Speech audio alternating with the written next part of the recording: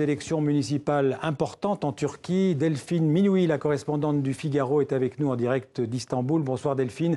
Le président Erdogan joue gros aujourd'hui. Il pourrait perdre, dit-on, les deux plus grandes villes de Turquie, Istanbul et Ankara.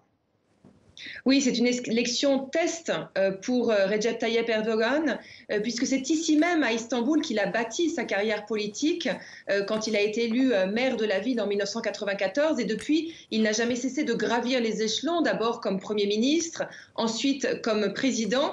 Mais aujourd'hui, pour la première fois depuis 25 ans, la bataille est très très serrée, notamment à Istanbul, mais également à Ankara, la capitale, puisque ses adversaires en face peuvent éventuellement réserver des surprises en effet à son parti, l'AKP. Alors on le sait, la situation économique de la Turquie est difficile en ce moment. Cette situation a-t-elle été au cœur de ces élections municipales ? Oui, ça a été très très délicat en effet pour le président Erdogan, puisque le parti de l'AKP doit en partie son ascension grâce au succès de l'économie. Or, aujourd'hui, la Turquie traverse sa plus grave récession en 10 ans. Alors du coup, pour essayer de sauver la face, on l'a bien vu ces dernières semaines pendant la campagne électorale, les autorités ont essayé de se lancer dans une offensive de charme en déployant notamment des tentes à Ankara, mais également à Istanbul, où ils ont essayé de vendre des légumes et des fruits à prix cassés.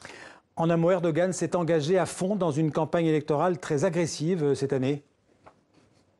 Oui, il n'a pas chômé en à peu près une cinquantaine de jours. Il a fait une centaine de meetings. Pour lui, cette élection, elle est cruciale. Et on a d'ailleurs senti un ton très, très agressif, lié aussi à son alliance avec les ultranationalistes du MHP. Donc des discours très offensifs qui ont beaucoup tourné autour de la théorie du complot, la menace étrangère, mais également autour du dénigrement de l'opposition, avec souvent des références à tous ses opposants, à tous ses adversaires qu'il étiquette comme étant des terroristes.